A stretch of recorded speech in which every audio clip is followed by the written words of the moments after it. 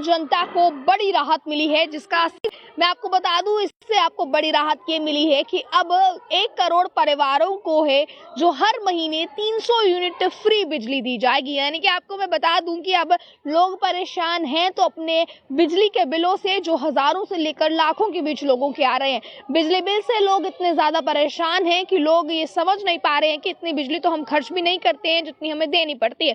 पर इस चीज को लेकर लगातार लोग काफी ज्यादा परेशान थे। पर अब बिजली की फिलहाल खबर की बात करूं, क्योंकि इस बजट में काफी चीजें जो है वो पेश की गई हैं और इस बजट में हर बार की तरह जो है वो काफी चीजें सस्ती हुई हैं, काफियों के रेट्स बढ़े हैं और काफी चीजों में जो है वो बदलाव हुआ है।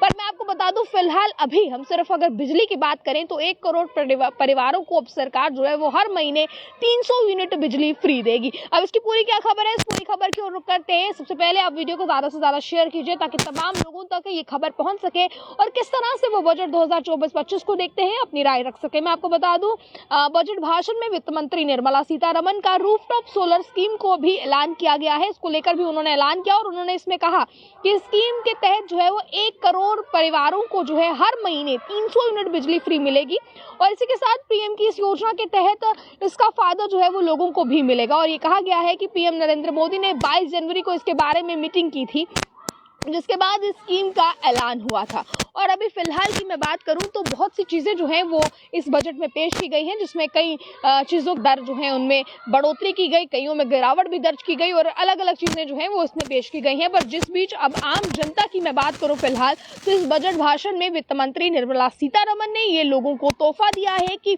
1 करोड़ परिवारों को हर महीने 300 यूनिट फ्री बिजली जो है वो मिलेगी। फिलहाल मैं आपको इसमें बता दूं कि अभी बजट की क्या कुछ अपडेट सामने आ रही है। इस अपडेट की मैं बात करूं तो अभी फिलहाल मैं आप लोगों को बता दूं कि ये कहा गया है कि इसमें फिलहाल ये भी कहा है कि प्रधानमंत्री नरेंद्र मोदी ने बजट को देश के जो है वो तरक्की देने वाला बजट बताया है। ये कहा है कि तरक्की देश को जो है आने वाले कई सालों में इस बजट से काफ़ी ज़्यादा तरक्की भी होगी।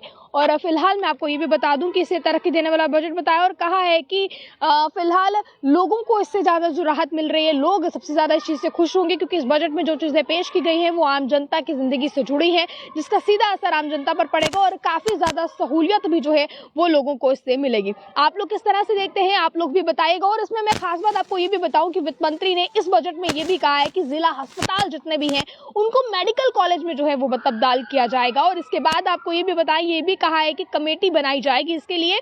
वहीं जो मिडिल क्लास लोग हैं, मिडिल क्लास के लिए भी एक सुनहरा मौका ये होगा, क्योंकि इसके लिए भी सरकार अब अलग अलग आवास योजनाएं जो है वो बना सकती है। इसको लेकर भी सरकार डेयरी किसानों के समर्थन के लिए भी योजना बना सकती है। इसके अलावा झुग्गी, जितने भी झुग्गियों में रहते हैं, बस्तियों चाल में रहने वाले लोगों के लिए भी आवास योजना जो है वो सरकार अब लेकर आएगी। तो आप लोग किस तरह से इस चीजों को देखते हैं? इन शॉर्ट अगर आपको समझाने की कोशिश करें तो ये बिल्कुल इन शॉर्ट हमने आपको समझाया है। किस तरह से आप देखते हैं, क्या इस पर आपकी राय है? अपनी राय को रखिएगा कमेंट बॉक्स में। बने रहिए आप पॉलिटाइम्स के साथ। मुझे दीजिए इजाजत। जय हिंद।